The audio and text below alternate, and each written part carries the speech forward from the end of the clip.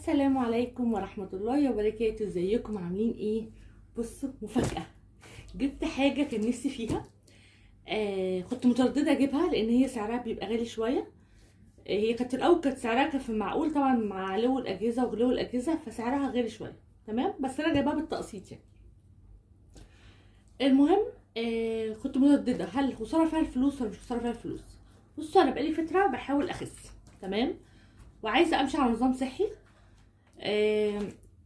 وكنت باخد يعني برشام وكده عشان انا اخس وكده، فعايزه اوقف البرشام ده، وفي نفس الوقت عايزه امشي على نظام صحي. وفي نفس الوقت ادم بقاله برضو فتره تعبان معدته وكده، وودته للدكتور، الدكتوره منعته ان هو ياكل اي حاجه مقليه. بتهيج له معرفش يعني، عملت له تحاليل ما طلعش حاجه في التحليل، بس هو دايما بيعيط من بطنه، فالدكتوره لما وقفت ان انا اكله حاجه مقليه بطنه ارتاح. فبرضو ده كان سبب من الاسباب ان انا افكر فيها.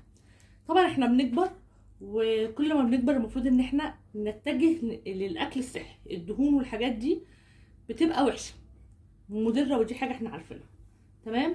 فانا انا ما بعرفش اكل اكل هيلسي، يعني انا مش من الناس ان انا اعرف اكل اكل هيلسي وخضار والكلام ده. فاكلي كله تلاقيه بانيه، بطاطس محمره، برجر، الحاجات اللي هي ايه، النواشف، اللي انا ما باكلش خضار. دي طبيعتي، وحاولت كتير ان انا اغيرها ما عرفتش. وقلت على الاقل ان انا وولادي وجوزي وكده نحاول ايه نقلل من الدهون على الاقل، يبقى دي اقل حاجه ممكن نعملها، ان احنا ما ناكلش زيت كتير، ما ناكلش مقليات كتير. فالصراحه قلت لا، مش خساره فيها الفلوس. فطبعا قررت اجيبها. هتعرفوا كنت ناويه كنت اجيب حاجه معاها، وكنت الحاجه اللي هجيبها كانت غاليه شويه، فقررت اضحي بالحاجه التانية، اجيبها حاجه اقل واجيب دي تمام. انا يعني في فيزة كده مشتريات دايما بتبقى معايا، كل سنتين بتخلص بجددها، اخلص حاجه انا جايباها وهكذا، بجيب كل سنتين جهاز انا نفسي فيه. يعني انا ماشيه نفسي كده، بخلص قسط الحاجه ديت بالفيزة المشتريات اللي معايا، وابتدي تاني اجيب. دي طبعا حاجه كويسه جدا. الاول كان القسط بيبقى خساره، يعني كان الاحسن ان احنا نعمل جمعيه ونشتري الحاجه عشان طبعا الفوائد بتاعه القسط. انما حاليا في ظل ان الجهاز ده النهارده بمبلغ، بكره هتلاقوه بقى بمبلغ اعلى، وبعده بقى اعلى، وهكذا. كل شهر الحاجه بتغلى، يعني على اول السنه دي سعرها هيعلى خالص تمام. فانا قررت قلت ايه، لا انا هجيبها. طبعا مفيش اغلى من صحتنا، وان احنا برضو احاول ان انا اكل صحي على قد ما اقدر، انا وولادي طبعا تمام. والصراحه يعني سبب اساسي بعديه كان ايه ده، لان لما الدكتوره تمنعه ان هو ياكل مقليات كطفل صغير، يبقى انا معنى كده ان انا باذيه. فاهمين قصدي ايه؟ لما الدكتوره تقول لي لا ما ياكلش مقليات، يعني معنى كده المقليات دي حاجه غلط. والمشكله ان دول اطفال، وبرده وانا طفله زيهم، خلي بالكم انا ما بعرفش اكل اكل اللي هو خضار ورز والكلام ده، لا ماليش كده خالص. انا برضو ما بعرفش غير اكل اللي هي الحاجات النواشف، وطبعا الاطفال كلها كده. فبدل ما ناكل بره، قلت لا، يبقى الحاجات دي كده تبقى صحيه. انا بعمل لهم كل حاجه في البيت على فكره. قلت لا اجيبها، وان شاء الله تبقى حلوه، هنستعملها مع بعض واحده واحده تمام. دي بقى ايه؟ دي قبل ما نفتح، دي فريش 1800 واط تمام، و5.5 لتر تمام كده. تعالوا بقى نفتحها مع بعض. زي ما قلت لكم هي فريش، سمعت ريفيوهات كتير جعد عنها. الصراحه انا بحب ماركه فريش، يعني انا بوتاجازي فريش. في حاجات بتبقى حلوه في فريش، وحاجات شارب احلى. انما تورنيدو او شارب قالوا عليها مش حلوه في القلايه الهوائيه، فما رضيتش اجيبها، مع ان انا جايبه تلاجتي تورنيدو، جايبه الديب فريزر بتاعي شارب، وجايبه الميكروويف بتاعي تورنيدو، وتلاجتي توشيبا، بس بوتاجازي فريش. وبعشق بوتاجاز فريش، يعني انصح اي حد عايز بوتاجاز يجيب بوتاجاز فريش تمام. يعني بجد نوره حلوه جدا.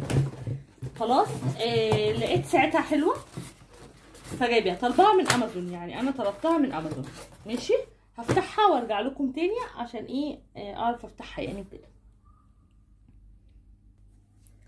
بصوا اهي انا فتحتها، هي ما شاء الله حجمها كبير. شلتها بقى من الفيلم. بصوا برضو سلكها حجمه معقول تمام.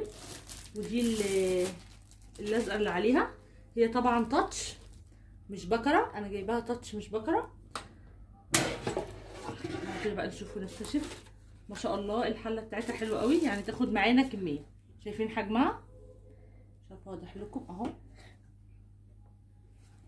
في بيبقى ليها انواع التانية اللي هي كنود، بلاك اند ديكر، بتلاقوها مش شبكه كده، يعني دي مش شبكه كده، ديت حله جوه حله. بصوا بقى الحله من جوه بجد حجمها حلو قوي، يعني تاخد نص كيلو بانيه، لا تاخد نص كيلو بانيه كده مرصوص.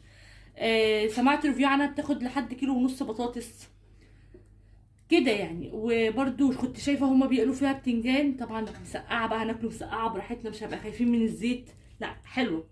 بس بصوا بقى لازم نحط اللي انا برده سمعت لما في ناس بتقول الاكل بتاعها بيبقى ناشف، وطبعا هجرب معاكم الوصفات لكن مش النهارده، تمام؟ يعني كل حاجه ان شاء الله هعملها فيها هجربها معاكم، وهجمع لكم فيديو كده بكل الاكلات اللي انا عملتها فيها وايه اللي حلو وايه اللي وحش، تمام؟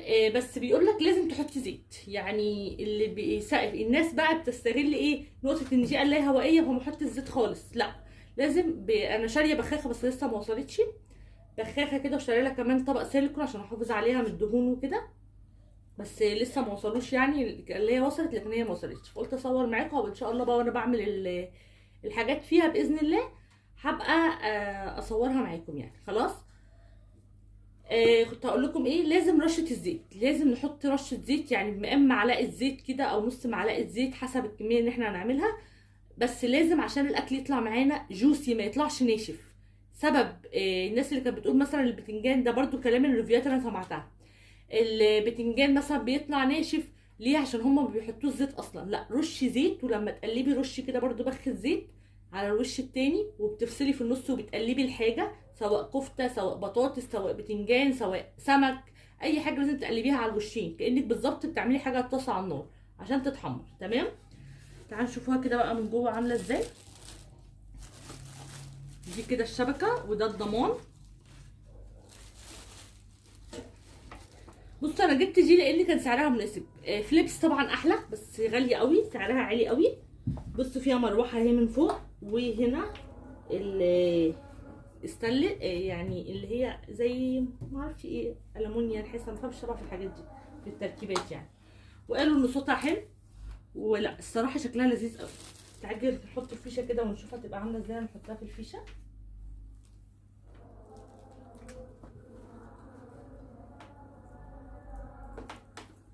كريم حطها لي كده في الفيشه دي. بسم الله الرحمن الرحيم. حطيتها حطيت بسم الله ما شاء الله اهي اشتغلت مظبوطه. على كام درجه؟ انا مش شايفه. على 15، لا فوق 180 وعلى 15. بصوا بقى اللي انا فهمته، الريفيوهات انا ما استخدمتهاش، اول مره افتحها معاكم وحياه ربنا واول مره اشوفها، تمام؟ ان ده زرار الباور كده، انا قافلاها، تمام؟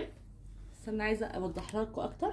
تعالوا كده بصوا بقى، انا والله انا كلامي على الريفيوهات، انا سمعت ريفيوهات كتيره لما بشتري حاجه، بصوا يعني اسالوا ادم، انا بقول لك ارحميني سامعه ريفيوهات حقيقه بس ما لازم بجيب حاجه اسمع ريفيوهات عنها كتير جدا. بصوا كده ولعت، تمام؟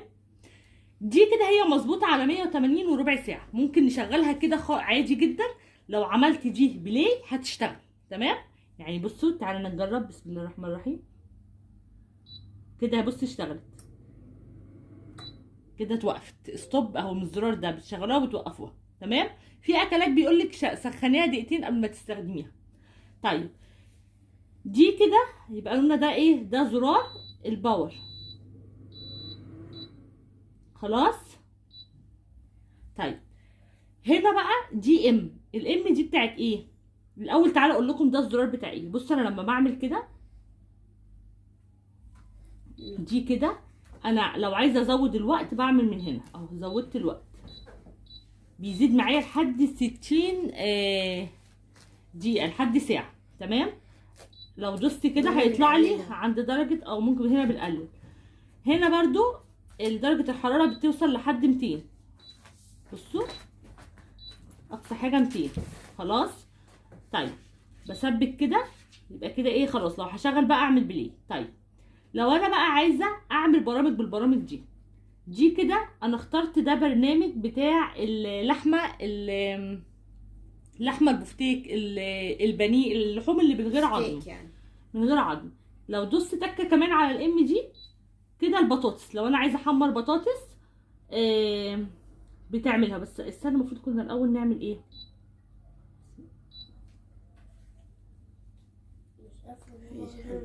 بس هي اتعدلت ولا لا؟ اتعدلت. لو بصوا عملنا كده بقت 215. لا 200 بس. لا بصوا هنا 200. انا عشان قاعده معاكسه مش شايفه. 220 دقيقه.